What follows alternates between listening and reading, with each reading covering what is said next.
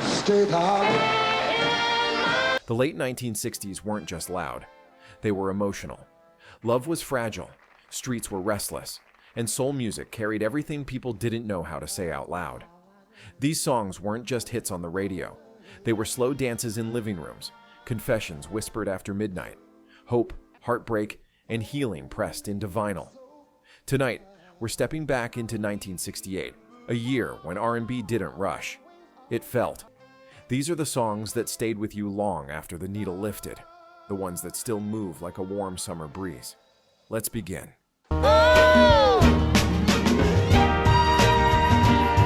Number 12, You're All I Need to Get By Marvin Gaye and Tammi, Terrell. No touch can do half as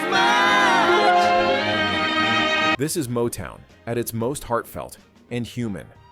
Released in 1968, You're All I Need to Get By captured a chemistry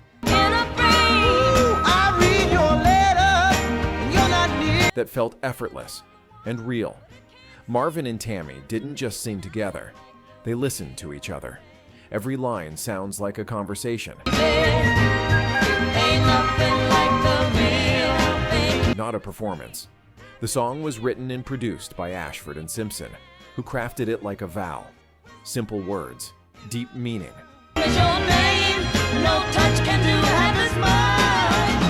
Love as partnership, not possession. Behind the beauty, though, was quiet pain.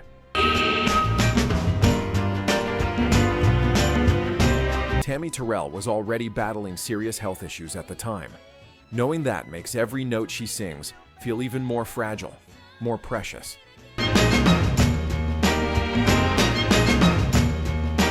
Marvin responds with tenderness, never overpowering her, always supporting.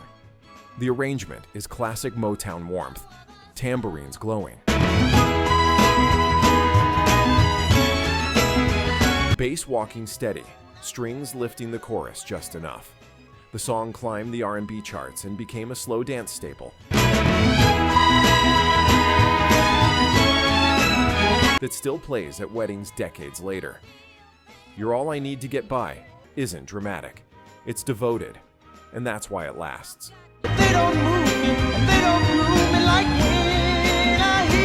Number 11, Love Child by the Supremes.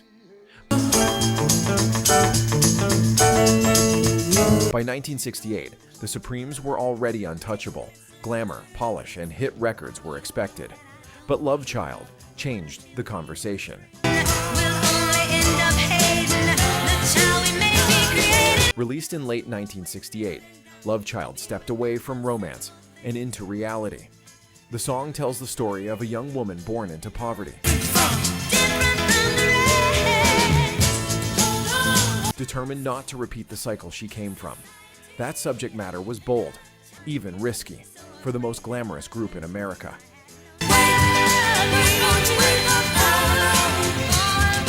Diana Ross delivers the lead with urgency and restraint, sounding less like a pop star and more like someone telling the truth out loud. Behind her,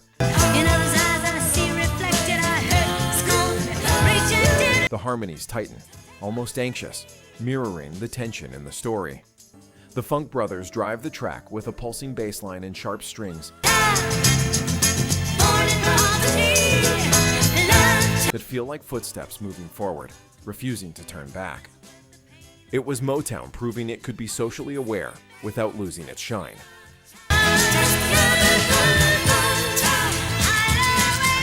Love Child went straight to number 1 on the charts and opened the door for soul music to tackle heavier subjects on pop radio.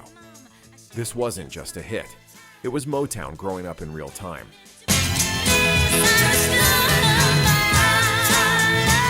Number 10, Tighten Up by Archie Bell and the Drells. Now let that bass fall in now. Come on, bass. In 1968, soul music didn't just speak to the heart, it moved the body. And few records did that better than Tighten Up. Come on now. What's up, baby? This song came straight out of Houston, Texas, reminding the world that soul wasn't only born in Detroit or Memphis. From the very first seconds,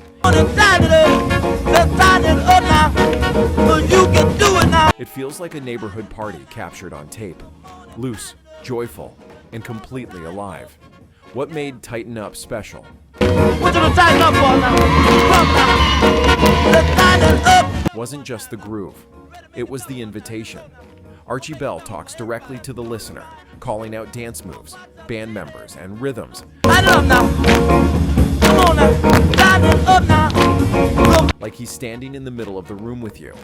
It felt personal, communal, and spontaneous. There's also a perceivable twist behind the scenes. Let's do your left now. Let's do it right. Move what's up. Archie Bell recorded this song shortly before being drafted into the U.S. Army.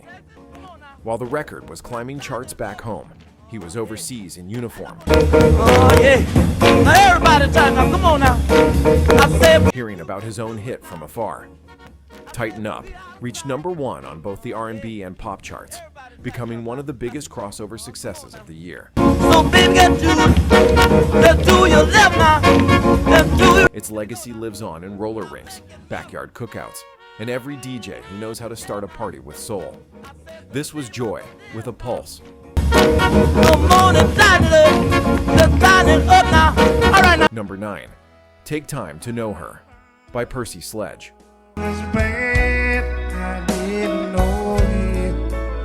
By 1968, Percy Sledge was standing at a crossroads. After the massive success of When a Man Loves a Woman, the pressure to repeat that emotional earthquake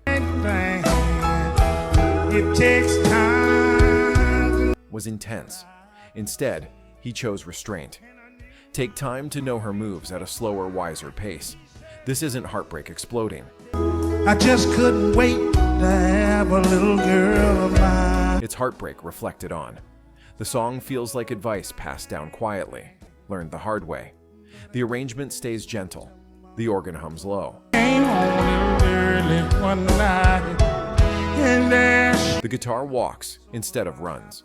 Percy's voice carries patience, regret, and maturity all at once. He sings about rushing love, It takes time to know. ignoring warning signs, and realizing too late that not every heart loves the same. Behind the scenes, Percy insisted on minimal studio takes. Don't rush into this thing, y'all. He wanted the emotion to feel lived in, not polished. That decision shows. Every line sounds like memory rather than performance. The song reached the top 20 on both the R&B and pop charts, but its deeper legacy lives in kitchens, car radios, and late-night listening. This is soul music as guidance, a reminder that love deserves time.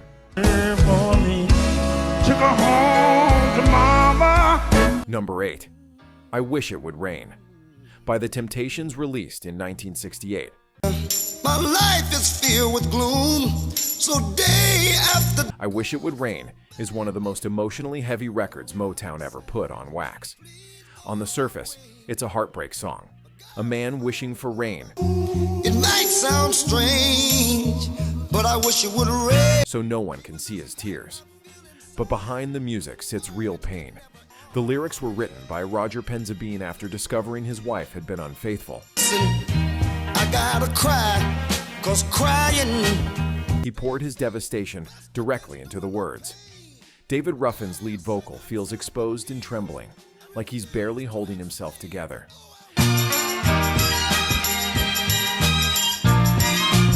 His voice stretches, cracks, and pleads, while the harmonies hover behind him like unspoken thoughts. The Funk Brothers keep the arrangement restrained, My teardrop, and no one will ever know that I'm crying. letting the emotion breathe. Strings swelling like dark clouds, drums pacing like a worried heartbeat. Tragically, shortly after the song's release, Sunshine, blue skies. Penzabene took his own life. That knowledge turns every line into something heavier, something final. I Wish It Would Rain Plain, I just wish it would rain. Oh, let it rain. climbed into the top 10 on both the R&B and pop charts, but its real power is emotional. It's not just a breakup song, it's grief captured in real time. Let it rain. #7, It's a Shame by the Spinners, released in 1968. There's nowhere to go. Oh no. It's a Shame was the moment the Spinners finally stepped into the light. For years, they had talent, polish, and harmonies for days. Knew just what to say. But they were stuck waiting for Motown to truly believe in them. This song changed that. What makes it even more special is who was behind it. I'll be there whenever you need me. The track was co-written and produced by a young Stevie Wonder, right as he was transitioning from prodigy to full creative force. Musically, Whenever you need me, I'll be there. it's Heartbreak wrapped in sunshine. The groove bounces, the drums sparkle, and the melody feels almost joyful. But listen closely. There whenever you want me, I'll be. And you hear a man realizing he loves someone who doesn't love him back. That emotional contrast is what makes the record hit so hard. Calling out your name to let you know. It's a Shame became the Spinners' first major R&B hit and introduced the smooth, emotional style they'd later perfect in the 1970s. It wasn't their peak, it was the spark. Now I found out today. Number 6, Stay in My Corner by the Drells.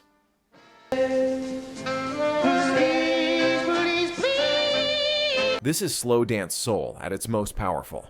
Released in 1968, Stay in My Corner wasn't just a hit, it was an experience.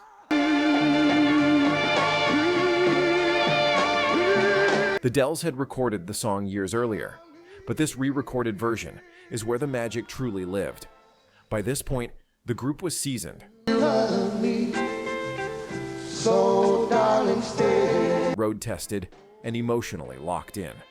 Marvin Jr.'s lead vocal enters with calm authority, then slowly cracks open into pleading devotion. Stay, darling. Above him, Johnny Carter's falsetto floats like a second heartbeat, turning the song into a conversation between strength and vulnerability.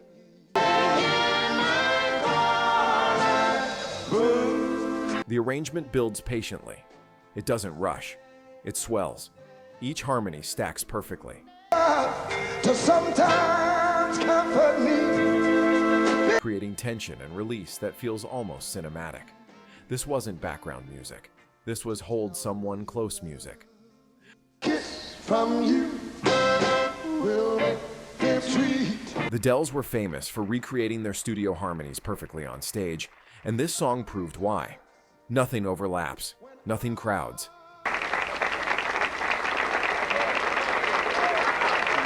Every voice knows its place. Stay in My Corner became a staple of basement parties, proms, wedding receptions, and late-night radio dedications. A song about loyalty, patience, and choosing one heart over the noise of the world.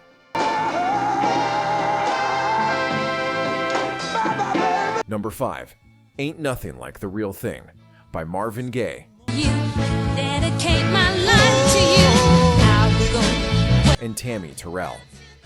By 1968, Marvin Gaye and Tammi Terrell had become the sound of love done right. And inspire you a little higher. And Ain't Nothing Like the Real Thing might be their most honest moment. Written and produced by Ashford and Simpson, this song doesn't beg or boast. Stop going through it for your all the joy. It simply tells the truth. No letters, no memories, no substitutes can replace the real thing. And you hear that truth Oh, baby. in the way Marvin and Tammi sing with each other, not over each other. Their voices move like conversation, soft smiles in the phrasing, You're all I need. trust in the pauses. Even knowing Tammi was quietly battling serious health issues at the time makes the performance feel even more fragile and beautiful. The production I took one look at you, and it was plain. is classic Motown warmth. Light tambourines, smooth bass, and strings that lift without overwhelming. I'll throw away my pride. I'll sacrifice The record climbed into the top 10 on both the R&B and pop charts, but its real legacy lives on dance floors, weddings, and quiet moments between two people choosing each other. It's not dramatic love, it's lasting love.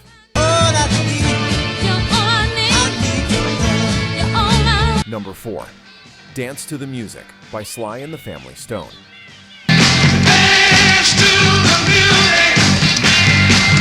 By 1968, soul music was breaking its own rules, and Dance to the Music kicked the doors wide open. This record wasn't polished Motown or gritty Southern soul.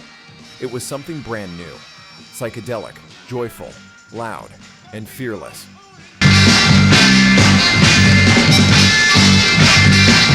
Sly Stone didn't just introduce a song, he introduced a movement, a fully integrated band, men and women, black and white, all sharing the spotlight at a time when that alone felt revolutionary. The track plays like a roll call. Instruments announce themselves, voices pass the mic. The groove builds piece by piece until it becomes impossible to stand still. And right at the center is Larry Graham's slap bass, one of the first ever put on record. Reshaping rhythm forever. Dance to the Music wasn't just a hit. It was an invitation to move, to celebrate,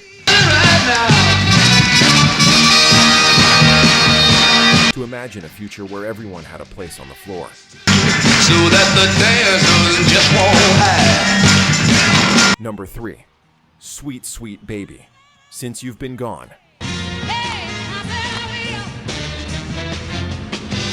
By Aretha Franklin. 1968 belonged to Aretha Franklin. With Sweet Sweet Baby, Since You've Been Gone. She turned heartbreak into triumph.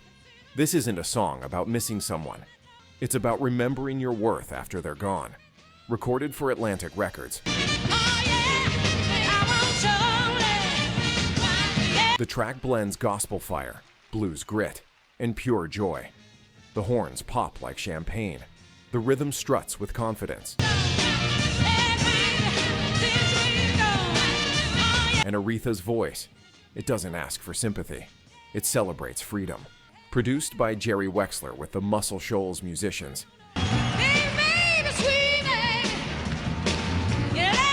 Everything feels alive and rooted. The band swings hard, but never overwhelms her. Aretha leads with authority. Bending notes like she's smiling through the pain, because she already survived it. What makes this song special is its emotional flip. The sadness is there, but it's behind her now. Every line sounds like a door closing and a new one opening. The record climbed into the top 10 on both the R&B and pop charts. But its real power is timeless. This is soul music standing tall, head high, heart healed, and voice unstoppable.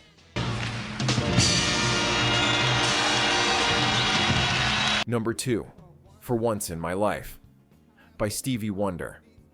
What my heart used to dream of long before. By 1968, Stevie Wonder wasn't just a child star anymore. He was becoming an artist with vision.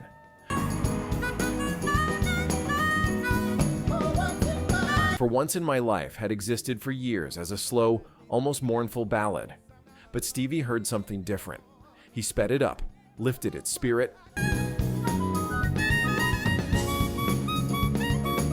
and turned it into a declaration of joy. Motown executives initially resisted his version. They thought it was too energetic, too bold.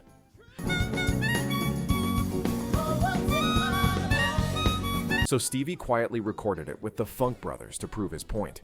When it finally hit the airwaves, it sounded like sunlight breaking through the radio.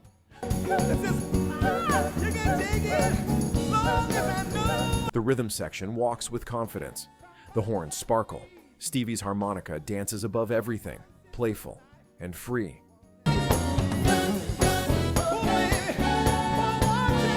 And his vocal carries a smile you can hear.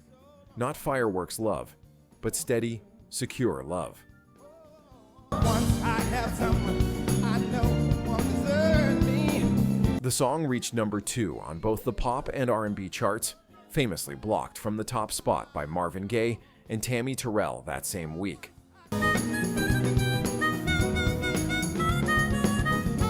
A soulful traffic jam. Its legacy lives in weddings, graduations, reunions, moments when someone realizes they're no longer alone.